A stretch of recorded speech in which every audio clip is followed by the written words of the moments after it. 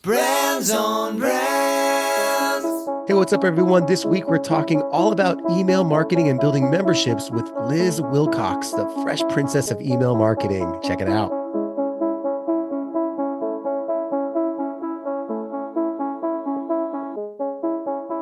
In a world where content is king and your reputation is your brand, how do you build a brand that matters?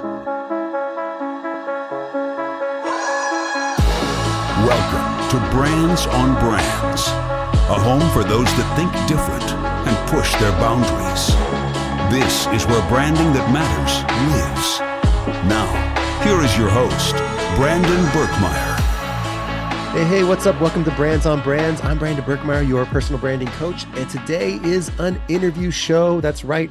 We have Liz Wilcox on the show today, the fresh princess of email marketing.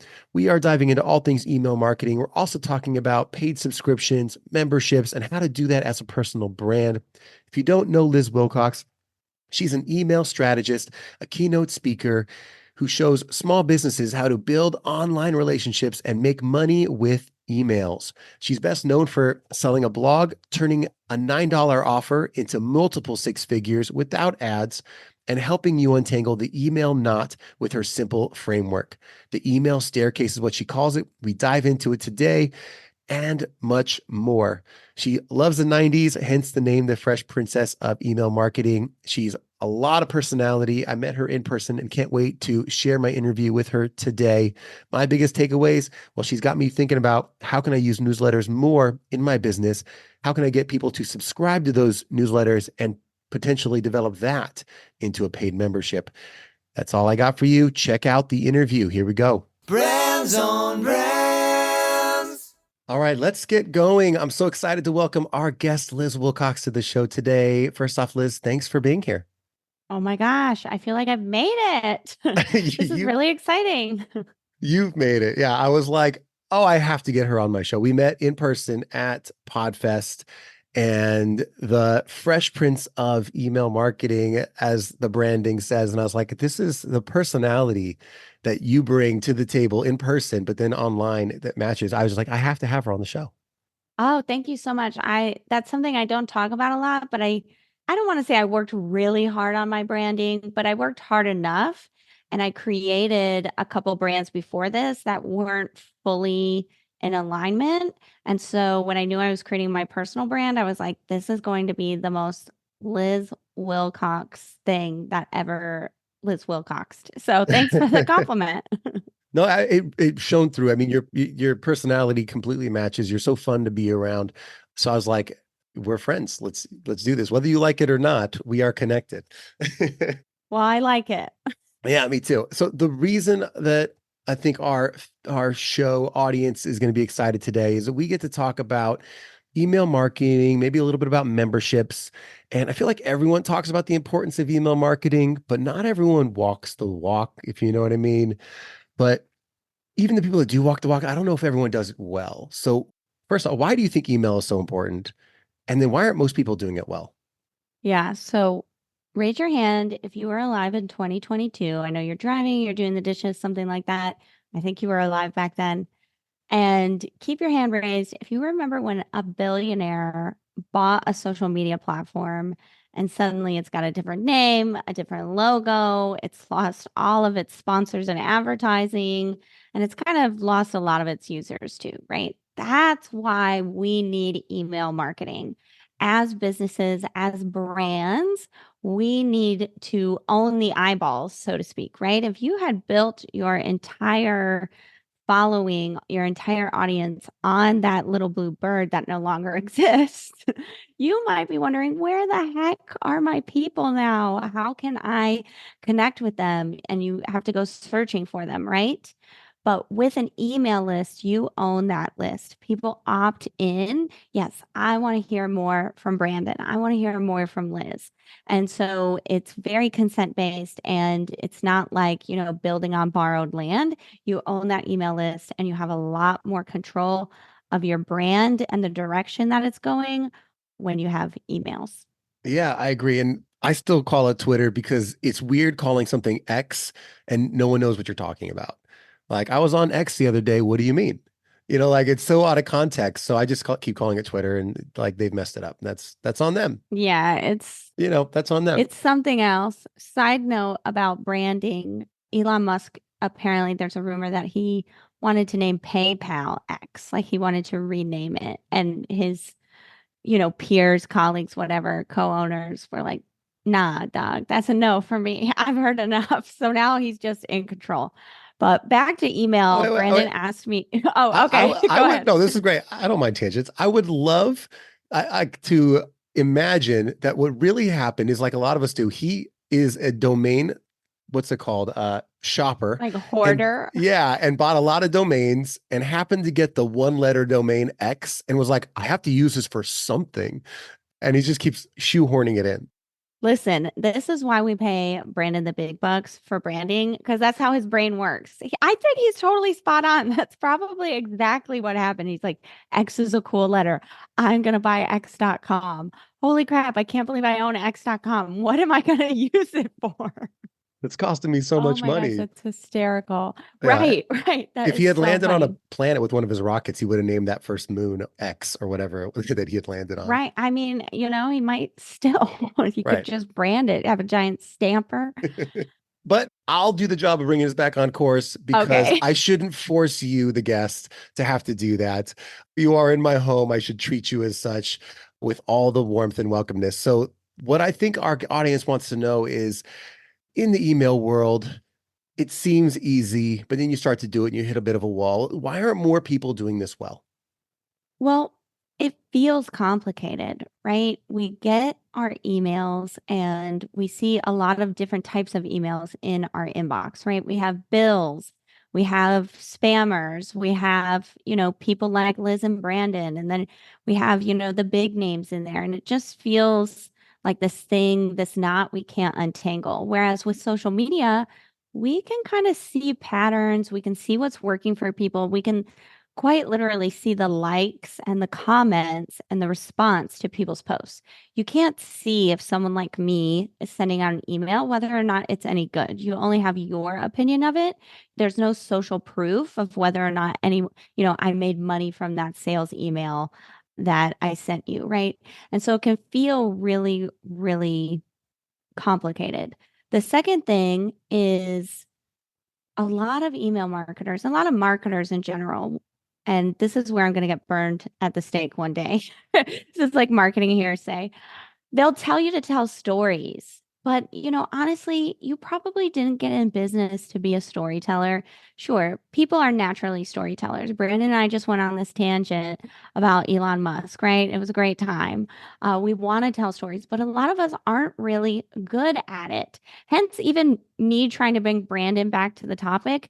Y'all, I have been on so many podcasts, and a lot of hosts, they're just getting started and they don't know how to bring it back, right? They haven't mastered the art of hosting yet, right? So sorry to Brandon. He's great. Leave him 5 stars. Pause it right now. But we often think we have to tell these stories because that's the only advice we're getting from marketers, especially email marketers. And so when we try to do that, we try to sit down, again, all those feelings of this is complicated, this sucks, I don't want to bother these people come up. And that's why, email marketing is often done incorrectly. Well, I think there's two challenges that people run across, and we could tackle them however you want. I think one is just the idea of getting people's emails. And then once you get them, it's I got to send something now consistently. Uh-oh. Let's start with well, I think we already started with the storytelling part of it. So let's dive into once you've got the email list built, maybe we'll talk about how to build it later. Now you've got to write this thing all the time. So what are some strategies you have that help people that you've seen actually get them motivated to write emails? Well, speaking directly to get you motivated to write emails, email is a money-making activity. I don't know how else to put it. Once you, and I say it with love, once you realize that, you will do it. It's the same as, you're working with Brandon. Once you realize like, oh, my brand is off and it's losing me money, guess who you're going to go to, right? It's the same reason you're listening to this podcast. And so when you can fully understand, okay, email is a money-making activity. No, maybe it's not going to make me money right away. I'm not going to be, this big giant email marketer right away. But you have to start laying the bricks, right? You have to start reaching out to your audience, connecting with them, and then the money will come later. So that's the first part. But what do you put in these emails, to Brandon's point? Well, I teach something called the email staircase. First, you've got a follower, then you turn them into a friend, and then you turn them into a customer. So you've got these followers, you can get them on your list, and we can talk about that in a second. But then you turn them into friends, because people buy from people they trust. And if you have an inbox friend, they're going to trust you. They're going to be more apt to buy. So within this framework, when you create a friend in the inbox, you just have to do 3 things. The first one is stay top of mind. We already talked about that. You've got to be emailing, right?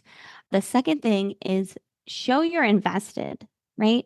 People want to know that you care about the vision you have, right? My vision for you is you make money with email marketing. I don't care about your podcast. I don't care about your branding. I don't care about anything else. All I care about is your email list, right? That's very clear. I say things like, I just read this book. Here's the synopsis, so you don't have to read it, right? Especially with email marketing. Trust me, you don't want to read an email marketing book. They're complicated. Just come to me, right? I bought a new laptop so I can work while I'm traveling without it breaking down. I got a new camera so I can make better videos for you. I got a brand new podcast mic, right? So I sound better, right? All these things. I spent 8 hours working on this course. You might think, they don't really care about that stuff, Liz. They came to me for tips and tricks or discounts or whatever, but they do. People will not invest in you if they don't know you are invested in them. So share those things in your newsletters. The second thing is be relatable. And no, I didn't say be interesting. Being interesting is when we get into that storytelling mindset and it becomes really complicated. Celebrities are interesting. We're just regular people. So just be relatable. This is things like sharing, after I get off this call or after I email, I've got to go to the airport. I'm going on spring break with my family. That's something incredibly relatable, right? Saying, oh, I just took my dog for a walk before I sat down to email you. My refrigerator broke. Oh, the pool's almost ready for summertime. Just those little itty bitty personal updates that you would tell a friend if you were getting on the phone with them. Oh yeah, just took a dog for a walk. What's up with you? Right? Those little conversation starters are enough to be relatable. Yeah, I love the idea of being relatable. I think that comes through definitely in your personality, in the emails that you write, and in how you teach people. I'd love to hear more about how you came to have that mentality, how email marketing started to take off for you, because this show is for personal brands, people who want to do it for themselves. So when you were doing that for yourself, like when did you start to see, oh, this is something I'm good at and this is working? Yeah, so like I alluded to earlier, I actually started as an RV travel blogger. This is my third business that I'm doing now. And my ideal audience were men in their 60s. And I thought, how am I going to talk to these people? Like, I'm not a man in my 60s. I think at the time I was in my 20s when I had that blog.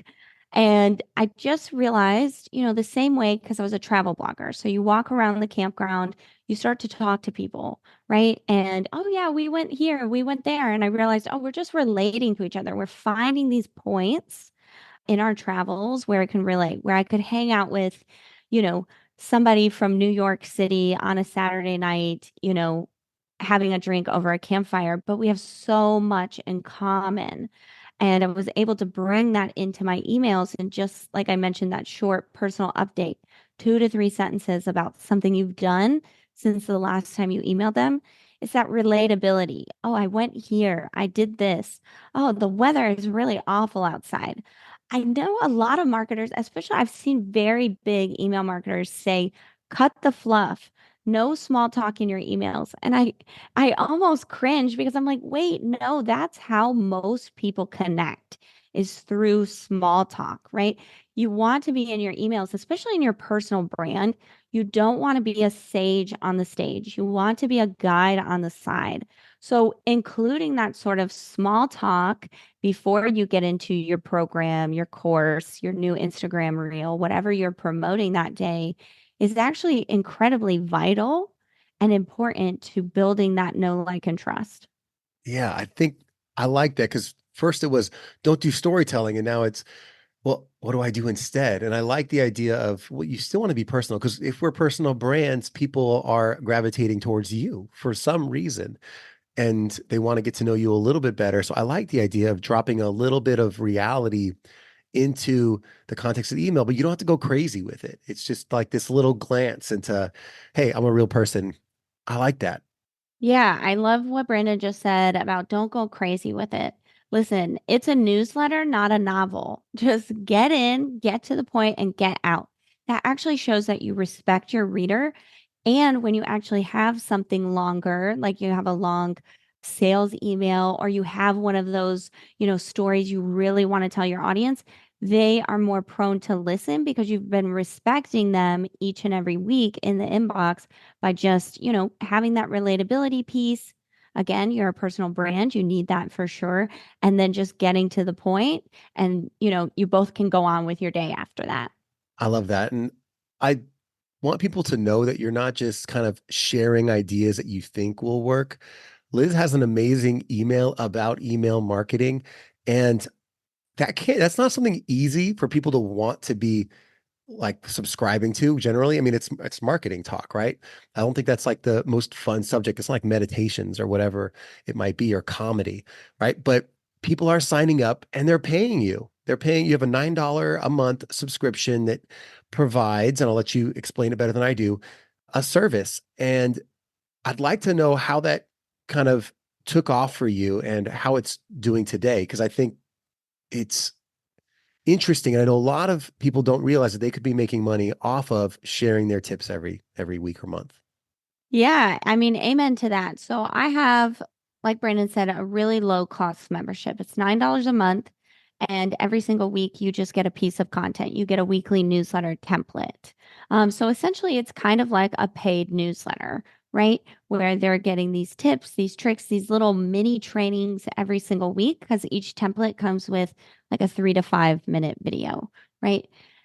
And what I love about what Brandon just said, like, you don't even realize it. For me, coming to that conclusion was, what can I give my subscribers to get them to start taking action, right? As a personal brand, as a business owner, that's the most important part of your job, right?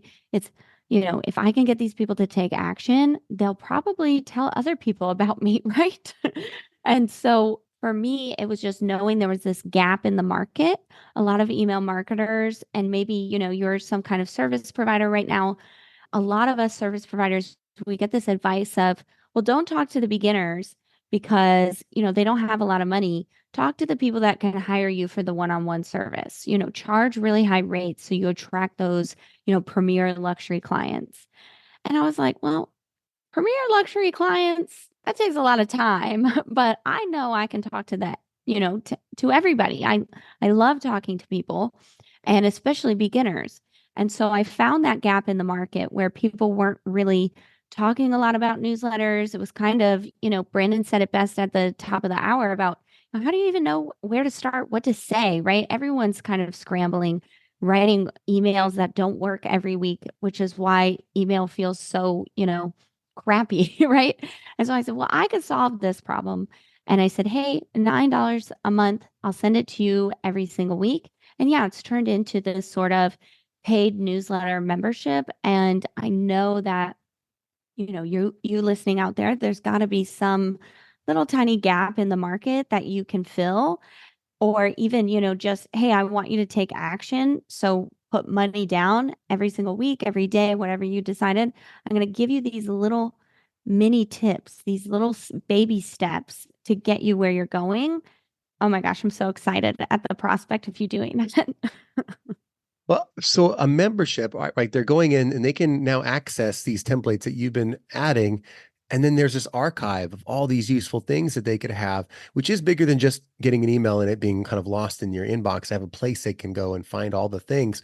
I'm curious when you're sending messages or, emails to the people who've subscribed to your membership versus people who haven't, are those two different emails, or how does that work for you? Yeah, y'all, I keep it so simple. I'm nothing if not an efficient chick. If it takes 3 steps, I'm out. Like I'm 2 steps only. And so honestly, my members do get my weekly newsletter. Unless it's a newsletter specifically for the membership, right? A sales email for the membership, they are going to get the membership newsletter, right? Hey, here's the content of the week. Here's what you need to know. And then the next day, they do get my weekly newsletter. And that's because, again, it stems back to that desire for me to get them to take action. And my newsletter isn't fluff. It's not just always, oh, buy my thing, buy my thing, buy my thing, right? Although I am mentioning my membership very often, I want people on top of the content they're getting in the membership. I want to continue to give them those baby steps, those extra tips, those personal updates, right? I need to keep relating to them at the same time. Just because they've given me the money, right? And they're getting the content, I need to keep them in that, oh, I know Liz. I like her personal brand. She is the one for me, right? So that they stay inside the membership. I love that. And I think a lot of people right now are probably getting excited about, I didn't think about I could create something that I could be sending people that they would pay me to send them. So I think, if people can go back and listen, it wasn't complicated. You can create something simple. Yes, maybe other people have done the thing that you've done. Like, you weren't the first person to create email templates. These are things that are out there, but people like Liz. They're like, well, I've heard Liz on Brandon's podcast. Like, she seemed to be someone that be fun to learn from.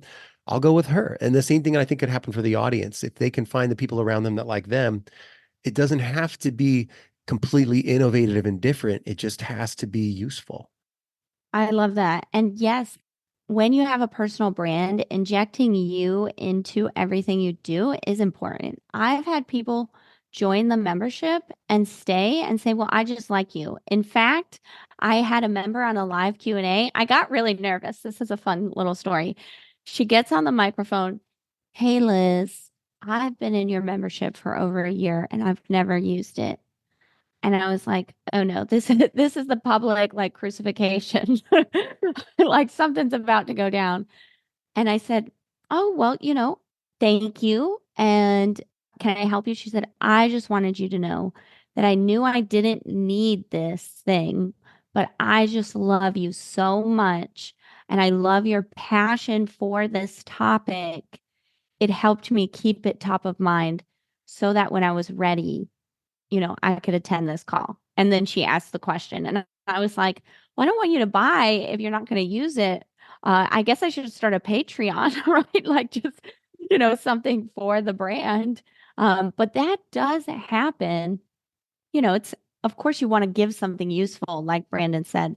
But when you inject you into it, people will buy, will stick around because they like you. In fact, I've even had people that, "Oh, I don't really need this," or "I'm going to buy this more expensive thing."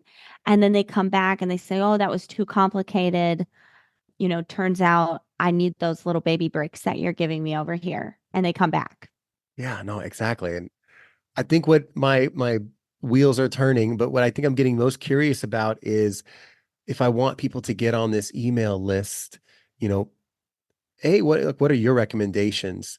But B, I kind of want to hear how you did it and if it's the same. But maybe we start with, like, what are your recommendations for kind of growing your list when you're getting Yeah. started? So the first thing I want you to know is you don't have to stress about paid ads. You can do this organically. I've never run an ad before in my life.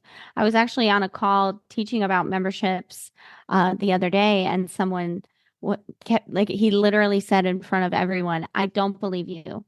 I, I don't, I've never run a business without running ads. I said, "Well, welcome to my world, baby." So I don't want you to stress about paid ads, but I do want you to offer a really great incentive, right? Some people call it an opt-in, a lead magnet, a freebie. But basically what it is just a way to incentivize people to join your email list, right? And I want you to think about the vision you have for your students or clients, right? Like if if Brandon is walking across the stage of U University, like what is that degree that you're handing him, right? For me, if you're walking across my stage, you just got a degree in making money with email marketing. Remember, we talked about that vision a couple minutes ago. And then I want you to work backwards. What's that first day of class look like, right? What resource or what assignment do you need to give them so that one day they're going to be walking across your stage and you're going to be handing them that degree, right? That's the incentive. That's the lead magnet. For example, if I'm making money with email, what's the first thing I need on the first day of class? Well, I need a welcome sequence, right? I need to know what to say once these people get on my list. And so that is my lead magnet. That's what I'm going to give you, right? And so think about, again, that vision you have for your students, clients, members, whatever, and take it all the way back to the first day of class. That's what you should give them to incentivize. Any thoughts on that before I go on? I mean, I want to know what's in the welcome sequence, but I'm going to have to download it to find out. Yeah, LizWilcox.com. Brandon is good. He is good. Okay, so once we've got that incentive, how do we get people on the list? Well, it's like, do you remember Mary Kate and Ashley Olsen, Tia and Tamara, like all those twins in the 90s? It's like that. With visibility, like getting visible and growing your list, they go hand in hand. I know that they're different, but I can't really tell them apart, right? Kind of like identical twins. And so you've got to get visible in your business. You can do this in a lot of different ways. I'm on this podcast right now. We just name dropped my freebie, right? And so that's a great, great way, especially when you have a personal brand and you have a strong personal brand, to get in people's ears. Oh my gosh, it's awesome. I think I've been on over 300 podcasts in the last few years. I think this is my 6th one this week. I love podcast guesting, but you might think, oh gosh, that's so cringy. I could never do that. Maybe it's guest blogging. Maybe it's just networking. Hey, Brandon, I know you've got an email list. Can you send them out my freebie? And I'm going to send your freebie out to my list. Things like that are really, really great ways to grow your list. Brandon, I'd love to turn the tables. How do you grow your list? How dare you? If anything. How dare you, he says. How dare I'm just you? having fun here. Well, obviously paid ads, right? That's the only way to do this. I mean, you can run paid ads, and even another paid, or not paid ads, but even running ads to newsletters, doing Instagram lives with people, things like that. As long as you're always pointing back to the freebie, to the incentive, those are all good things. Yeah, I'm a big fan of, because you asked a question, I don't want to just give a sarcastic did. answer. Briefly, I always think in the world of 3 things, because I don't think it's any one, but for me, it's either content, community, or impact. What I mean by that is either I'm making something that I'm sharing with the world everywhere I can. So I could be writing a blog and trying to get people to read it, or creating a video on YouTube, trying to get people to watch, but I'm creating something and sharing it in all the places it can be shared, like guesting. Or I am engaged in my community, which means I'm networking with the local groups that have things in common with me. Like I'm part of the speakers associations, the marketing associations, and et cetera, et cetera. Mm-hmm. So I'm networking in person. I'm shaking hands. I'm, developing relationships. I'm getting recommendations and referrals. I'm going to conferences. So there's a community piece of this that I think people overlook, which is marketing. Because in a personal branding world, I think you have to be out there actually getting to know people. I love that. And then the third piece for me is, I call it impact. I think you actually have to help people. Like, you got to put things out there that are useful and share them in different ways. And I think that's what you've done. I think you've built something that inherently is useful and it's simple, but people need it. I love that. I love what Brandon said about the impact piece, because I could go on 300 podcasts, but if what I'm doing behind the scenes, what I'm doing after that isn't making an impact, it's going to be lackluster. We'll say it'll be lackluster, right? I love that word. That's a new word for me that I'm trying out. Lackluster. You heard it here first. And so when you find that one subscriber, right? How do we turn that 1 into 2, 3? I mean, even with the podcast, right? How did I turn one into two opportunities. I'm trying to do my best job, right? And so it's the same and I'm glad you're listening to this podcast because now you know kind of what to say in your inbox so that when you get one subscriber, they're going to share with their friends. So I love that. So how did you get on 6 podcasts or whatever this week? I have no idea. I met Brandon at an event. I just am doing a lot of word of mouth. So something that I know about me and my personal brand is if I can get in front of someone, I can make an impression. And so a lot of times when I'm doing, a podcast like this one, I try to do the best job I can do so that Brandon says, "Hey, I've got a friend." Right. And usually I'm so bold as to say, "Hey, do you have a friend?" Especially when I was first starting out and I knew that this was the way I wanted to build my email list. I was very bold. I would say, "Hey, do you know anyone?" Or, we get off a call. "Hey, if you've got a group, I could come in and do a training."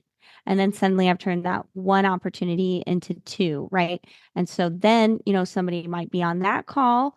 They say, "Oh, Liz did a good job. I want her for my community," right? And so it just spreads like that. I love it.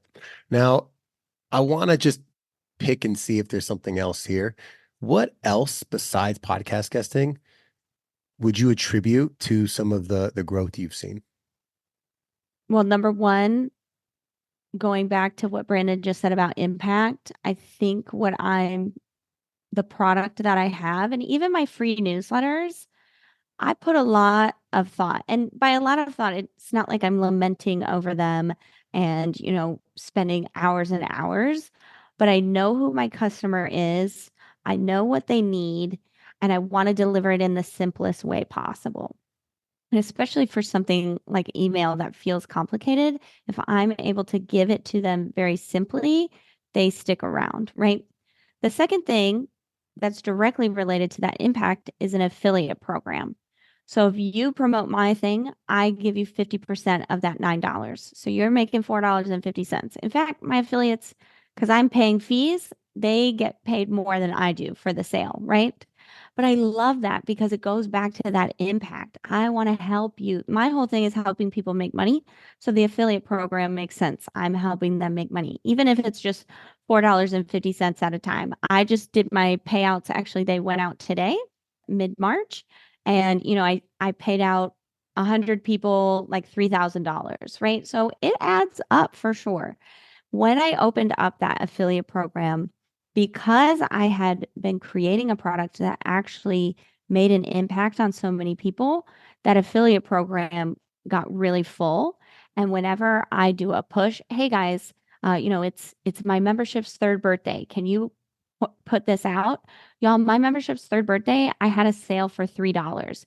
You would think, what is the point of making $1.50, right? But I think 40% of my sales, I made 300 sales that week, about 350 actually. And I think about 40% of them, so, well over 100 of them were from affiliates for that $1.50. But it's because of the impact that that program creates for them and has for them that people are willing to promote it. So I think those two things go really well hand in hand. I like that. And I think some people worry like about low price product. They're like, oh, if you sell a book, well, you got to sell this many of them to make any money. But this is recurring revenue. This is someone who signed up and saying, I'm looking forward to what you've got going on next. And once you have someone subscribed, you don't have to keep selling that one person. You can now, they're there and they exist and they continue. And then you're just like, well, how do I keep accumulating so this grows and grows and grows? Yeah, can I say something Please. about that? So, with the membership, not everyone should have a super low ticket membership. And for Liz Wilcox, I've got, my membership, and that's pretty much it. I do one-off workshops, but I love my membership. It's turned into pretty much my whole business model. But you might use it as a way to create customers. And here's what you got to know about customers. Remember that word Brandon said earlier, community? Well, here's the thing. Community, what I've found, community does not create customers. Anyone can have 100,000 YouTube subscribers and have a community and have to manage that, right? Customers create the community because here's what customers do. When someone purchases, Number one, they're now invested, right? I'm going to work on this thing. I'm going to work on my email. Then they take action. And that's the best community member, right? The one that's actually doing the thing you're telling them they should probably try, right? And the third thing that the customer does is he shares with his friends, right? And so again, that customer actually creates the community. And chances are you might actually, this might be, light bulb, because maybe you've got a big Facebook group of 5,000, but nobody ever, clicks. You're the one driving all the engagement, right? Or maybe you've got 40,000 followers on Instagram, but you'll be darned if anybody clicks on those links in your stories, right? It's because they're not customers. So customers actually can create this amazing community where everybody's invested in that vision we talked about. Everybody's enrolled in that degree, right? They want that degree. Everyone is taking action on the things that you're sharing. And then they, in turn, share with friends. Within your community, I'm curious, is all of the content recreated and pre-recorded, or are you doing like live sessions here or there for the group too? Most of it is pre-recorded Monday morning. You get this template, this video. I made that months ago. In fact, I spent all this morning working 2 months in advance. But we do have a live component. I do a live Q&A once a month. That's where you come. It's usually like 90 minutes long, and I'll answer, questions till the cows come home. It's actually my favorite part of the membership because, again, I get to see that community. I get to see the impact I'm making, which of course makes me feel good. And I get to help them, take their next best step. And I just added, this is something we're experimenting with, another live component, tech calls. So I'm not a tech expert. So certain people will come, oh, well, how do you do this in ConvertKit? Or do you work with MailChimp? And I'm like, oh my gosh, ask the Facebook group because I don't know. And so I've just hired someone, but granted, this was after 3 years. I've hired someone to come in as our resident tech expert, and that's another live component. But that's pretty much it, y'all. I'm not doing YouTube. I'm not going live in the Facebook group. In fact, the Facebook group, because it's full of customers, it pretty much runs itself. I go in there and I post, hey, I got this new podcast I was on. Hey, don't forget, I believe in you. I do a lot of encouragement posts, but I don't do a lot of, step by step. Hey, here's my next idea. Here's a how to, my 5 tips for. I never create content like that. Like, never, ever. That's what my newsletter is for. You got to get on my email list for that stuff. But, the content is already there. So within the community, it pretty much runs itself. People ask questions, other people answer. Maybe they tag me, if things are, going sideways or whatever. But honestly, we've got over 5,000 people in that group now. I don't even have Facebook on my phone. I love it. I have one more little kind of fact-finding question, which is when you were starting the email list, the first, call it 100 people or so, was there a live component? Was there a Facebook group, or was it just the email? I love this question. So there was the live Q&A. I knew I always wanted to do that because people need to ask questions, right? They need little tidbits here and there, little personal notes. So I definitely had that, but I did not have that Facebook community I was just talking about until I hit 1,000 subscribers to that paid membership. Again, because I know, customers are what creates the community. So I needed that customer base. Sure, I probably could have started it at, 100, 200, maybe 500 would have been a really good number. But at 1,000, I said, okay, they can start answering their own questions because we've got varied people here. And, they could probably even, it would behoove them to have the hive mind. So it wasn't until it was a very established product that I created the community. Well, you're kind of blowing my mind today. And I think it's because I know a lot of people in the kind of content and, expert knowledge, education industry, training, that kind of stuff. And what's really popular right now is to start some kind of mastermind or membership as a way to monetize.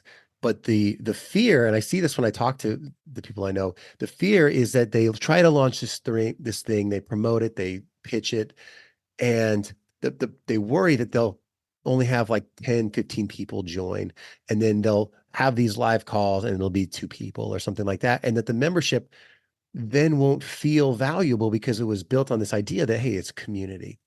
But I like the idea that if they thought of this instead as how do I share useful things, whatever it is for them, the templates or knowledge or videos or trainings in a digital way that's like, hey, be a subscriber.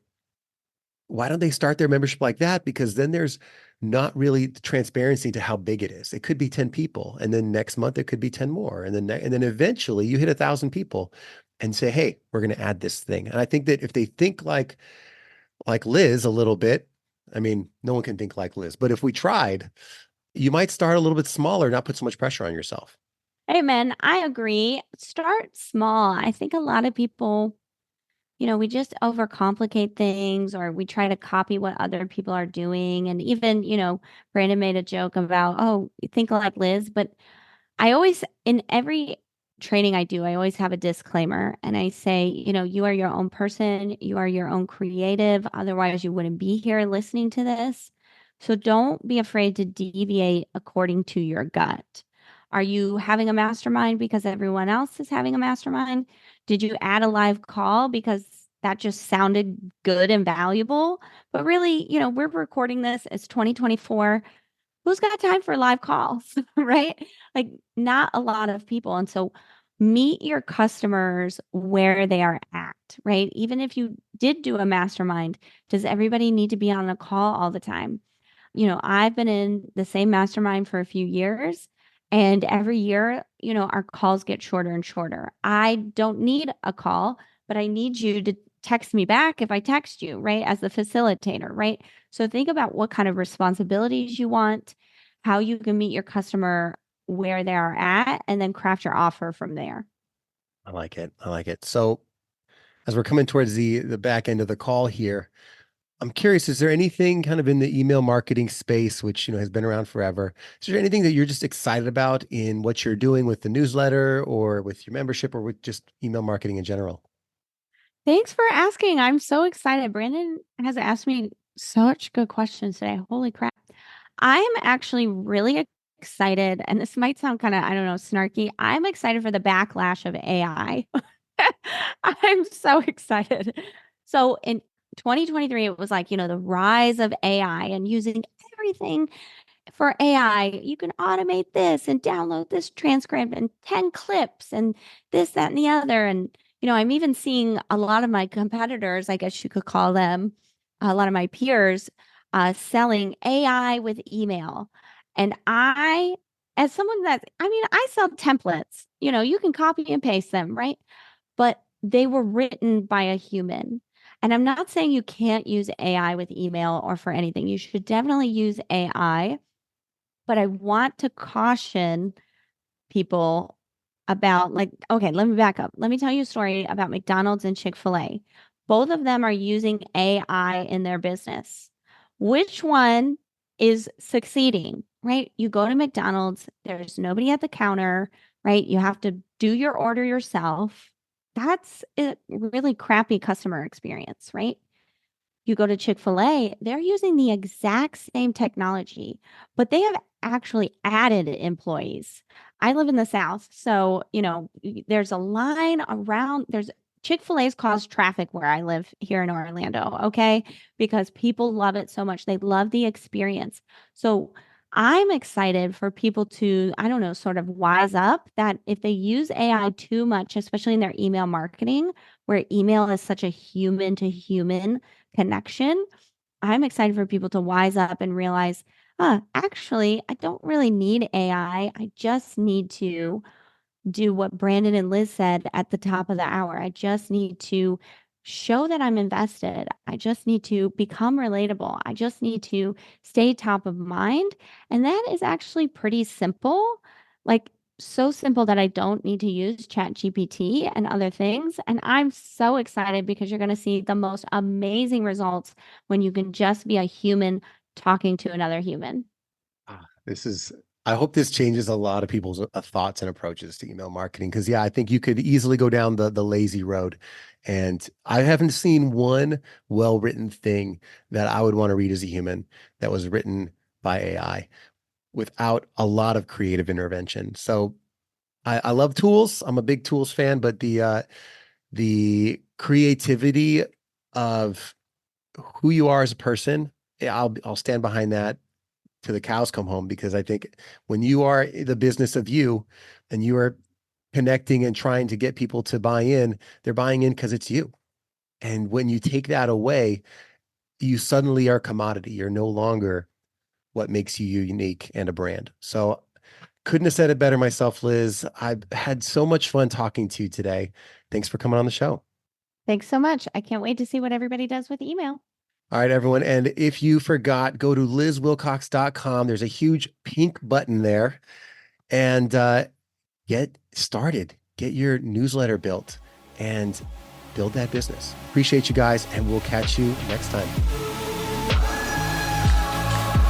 You've just taken your marketing knowledge to another level with this episode of Brands on Brands. But we have plenty more ways to help you build a brand that matters. Head over to brandsonbrands.com for resources, as well as access to our blogs, videos, and exclusive coaching sessions with your host. Be sure to visit brandsonbrands.com.